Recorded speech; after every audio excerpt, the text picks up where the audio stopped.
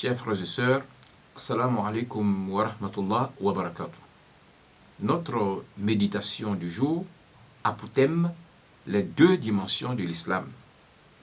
L'être humain est une créature d'Allah dotée d'intelligence et donc de capacité d'analyse, ce qui lui donne la capacité d'accepter ou de refuser toute situation. Bien que jouissant de cette liberté, sa mission sur terre est clairement définie par Allah. En effet, il lui est demandé d'adorer exclusivement Allah.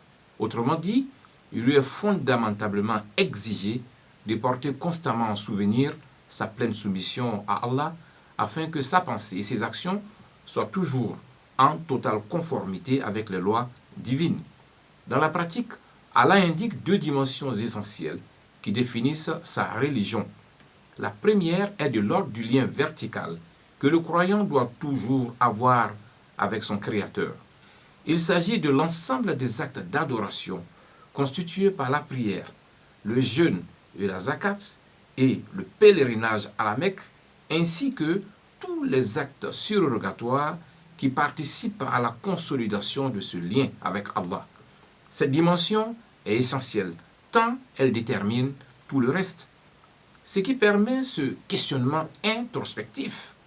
Ô créature d'Allah, qu'adores-tu? En plus de tes prières, prends-tu plaisir à croire en autre chose en dehors d'Allah? Tes moments d'égarement te conduisent-ils à placer ta confiance en autre chose en dehors d'Allah, au point de vouer un culte à d'autres créatures? Dans ce cas, tu serais semblable à l'araignée qui se croit en sécurité dans sa toile alors qu'un seul coup de balai l'anéantirait ainsi que sa maisonnée.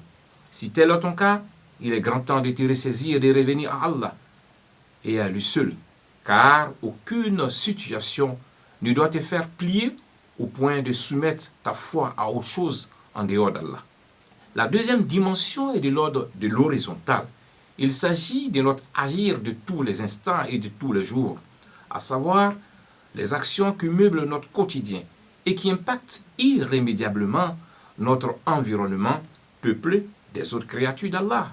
Oui, ce que je dis, ce que je fais, ce que je regarde, là où je mets les pieds, ce que je fais avec ma main, etc.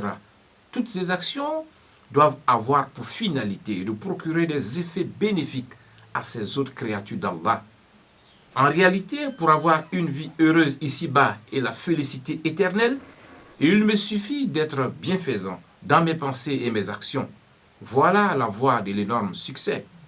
De fait, ce sont ces deux dimensions qui déterminent l'islam et qui vont déterminer la nature de notre rencontre avec Allah et le type de vie qui nous sera réservé dans l'autre monde. C'est pourquoi, chaque fois qu'Allah veut indiquer la voie à ses créatures, il leur montre ces deux voies. Ainsi, au verset 7 de la sourate 98, la preuve Allah affirme, et je cite, « Quant à ceux qui croient et accomplissent les bonnes œuvres, ce sont les meilleurs de toute la création.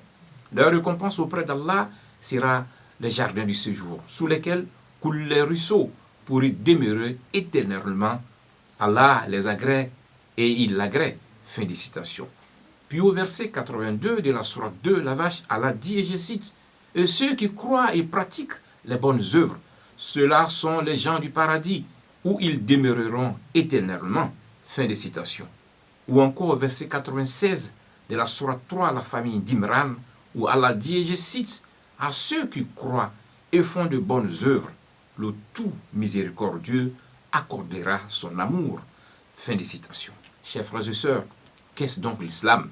C'est tout simplement d'une part, croire en Allah en l'adorant exclusivement et d'autre part, faire le bien à chaque instant tout autour de soi. Qu'Allah nous aide à être croyants et bienfaisants. Amin. Ya Rab.